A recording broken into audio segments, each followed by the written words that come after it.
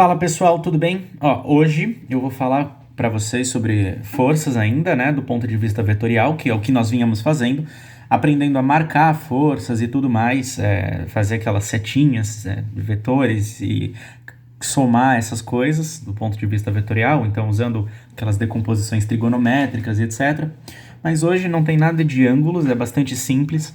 O que eu quero mostrar para vocês é como nós podemos usar conceitos de física para facilitar a nossa vida no dia a dia, através dessa máquina muito simples chamada polia. Então, o que é uma polia?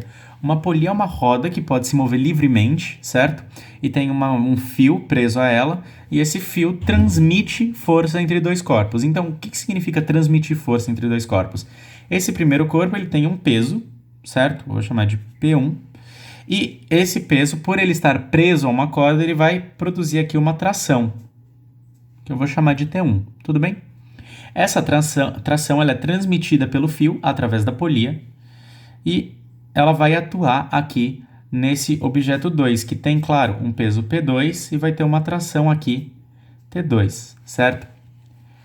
A gente sabe que para essas coisas estarem em equilíbrio, né, o peso e a tração têm que ser iguais. Se não estiverem em equilíbrio, se forem massas diferentes, eles vão estar acelerando aqui em algum sentido. E a gente pode determinar qual é essa aceleração, de que forma isso funciona.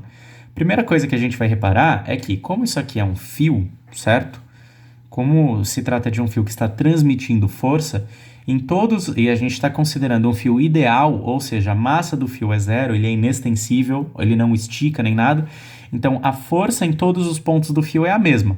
Portanto, o que a gente tem que ter aqui é que T1 é igual a T2, tá? No nosso caso, dessa primeira máquina aqui.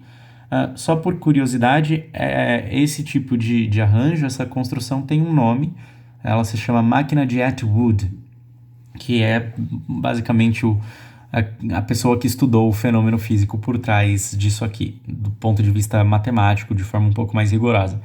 Então, o que a gente tem é que as trações são iguais, eu tenho esses pesos, eu quero saber qual é a aceleração do meu sistema.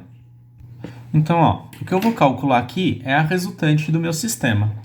E isso é feito de forma bastante simples, porque eu sei que o sistema está se deslocando para um lado, um dos dois.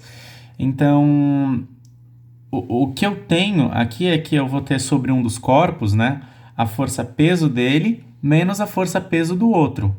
Então, eu não sei qual é o que está deslocando, mas eu posso escrever a força resultante do meu sistema como sendo o peso de um menos o peso do outro. Então, eu vou falar que é M1 vezes a gravidade menos M2 vezes a gravidade também. Então, a minha força resultante, eu posso colocar a gravidade em evidência, então vai ficar M1 menos M2 vezes a gravidade, certo? Agora, como eu quero saber qual é a aceleração do meu sistema, é bastante simples, né? A aceleração do sistema é igual à força resultante dividido pela massa, porque vamos lembrar que a força resultante é igual a massa vezes a aceleração do sistema. Isso significa que a aceleração do sistema é igual à força resultante dividido pela massa total. Aliás, eu vou colocar um MT aqui, massa total. E a massa total é a soma das duas massas, de M1 mais M2. Então, nesse meu caso aqui, a aceleração do meu sistema nessa primeira máquina de Atwood, né, a aceleração é igual à minha força resultante, que é dada por essa expressão, M1 menos M2 vezes G, dividido pela massa total, que é M1 mais M2. Pronto, temos a aceleração do sistema. A gente consegue saber com que velocidade, então, essas coisas estarão para cada instante de tempo e tudo mais. Bom, o que não ajuda muito nessa máquina é que ela não otimiza tanto o trabalho da tração, porque no lugar de colocar um corpo aqui, imagina que você está puxando esse segundo bloco. Imagina que você quer elevar esse segundo bloco até uma determinada altura. Então você vai fazer uma força de tração aqui, você vai puxar esse fio para subir o outro objeto. Nesse segundo caso, a gente tem de forma mais evidente qual é a utilidade dessas máquinas, dessas polias. De que forma? Olha só. Vamos supor uma condição de equilíbrio, tá bom? Então vamos supor que eu queira simplesmente equilibrar essa segunda massa aqui. Aqui eu tenho uma força peso e aqui eu tenho uma força de tração E aqui eu tenho uma outra força de tração, certo? Para ela estar em equilíbrio, eu tenho... Bom, isso aqui é o mesmo fio, então essas duas forças de tração são iguais, tá bom? Para ela estar em equilíbrio, significa que a tração em um lado mais a tração do outro lado tem que ser igual ao peso. Ou seja, para você... E, consequentemente, é igual a essa tração aqui também, porque é tudo o mesmo fio, certo? Então, é como se o fato dela estar presa aqui no teto por esse fio faça com que a força necessária para puxar essa máquina seja metade da força. Aqui, para eu puxar o bloco, eu precisava fazer uma força de tração no mínimo igual ao peso dele, para subir com aceleração zero. Aqui, nesse caso, a força de tração que eu tenho que fazer para puxar o meu segundo bloco, né, eu tenho que 2 vezes a tração é igual ao peso. Então, eu posso fazer uma força aqui que é metade do peso, certo? Ou seja, a tração necessária vai ser igual ao peso dividido por 2. Nesse caso aqui, para eu puxar ele com aceleração zero, né, para manter ele em equilíbrio, isso aqui é no caso do equilíbrio, tá? Em equilíbrio. Nesse caso aqui, para manter ele em equilíbrio, a tração tem que ser igual ao peso. Então, com uma polia, a tração é igual ao peso. Com 2 polias, a tração é metade do peso. Então, tudo que eu tenho que fazer é associar as coisas desse jeito. E a gente entende como é que uma máquina dessas funciona de forma tão eficiente. Porque essas coisas são usadas. Onde é que você vê isso? Em construção civil, em oficinas de automóveis, que às vezes eles têm que tirar um motor pesado do carro e eles usam um sistema de polias assim. O que é muito bom, né? Porque você só precisa de um fio forte o bastante preso em alguma estrutura forte o bastante também, e aí o seu motor vai fazer metade da força necessária, da metade do peso que teria o objeto que ele está tentando içar. Isso é uma forma muito eficiente de fazer as coisas. Então, é assim que a gente consegue transmitir forças ao longo de um fio, desse jeito. Se a gente não tivesse nenhuma polia, tivesse um objeto sendo puxado só por um fio, por exemplo, nós teríamos que fazer aí uma decomposição de forças para entender qual deve ser esse movimento.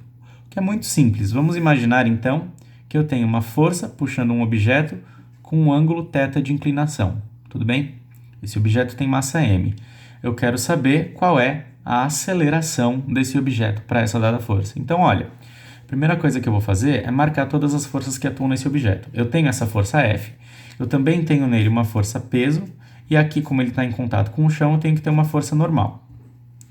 O que acontece aqui é que algumas dessas forças vão acabar se cancelando, porque a minha força F ela tem uma componente horizontal e uma componente vertical. Uma componente horizontal e uma componente vertical, certo? Eu vou chamar a vertical de Fy, a horizontal de Fx. E o que eu sei? Como o meu objeto não está subindo nem descendo, então a soma das forças aqui no eixo vertical ela é igual a zero. Então eu sei que a normal mais Fy é igual ao meu peso, certo? Então essas aqui juntas se cancelam com o peso. Sendo assim, a única força que eu tenho acelerando o meu objeto é a força Fx. Então, a minha resultante ela é igual à força Fx, que por sua vez é a projeção dessa força aqui nesse eixo. A gente já viu isso nas últimas aulas, né? Que isso aqui é um triângulo retângulo, então eu posso aplicar a trigonometria de triângulo retângulo e chego à conclusão de que Fx é igual a F vezes o cosseno do ângulo θ, desse jeito, certo? Sendo assim, se eu quiser calcular qual é a resultante desse objeto, eu só aplico isso. A aceleração é igual a resultante dividido pela massa, então vai ser F vezes cosseno θ dividido pela massa m. Pronto. Isso resolve um sistema simples desse, né? Com um ângulo, e no caso das polias isso não surge, é mais simples ainda.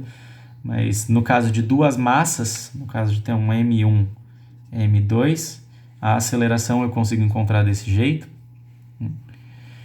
Nesse caso aqui eu vou deixar para vocês pensarem, é divertido.